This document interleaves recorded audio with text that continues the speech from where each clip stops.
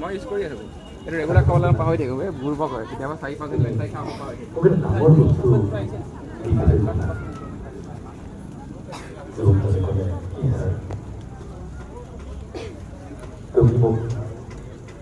জীৱনৰ এটা নতুন অৰ্থ দিলা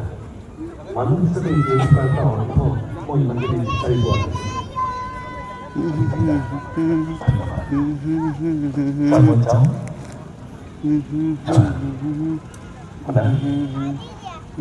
মোৰ আৰু কিছুমান কাম কৰিবলগীয়া আছে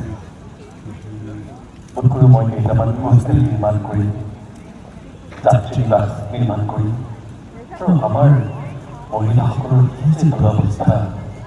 মই পাৰিলে তেওঁলোকৰ কাৰণেও কিবা এটা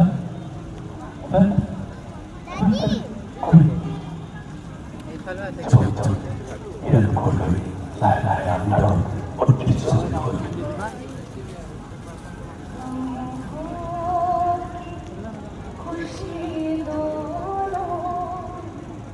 कुछ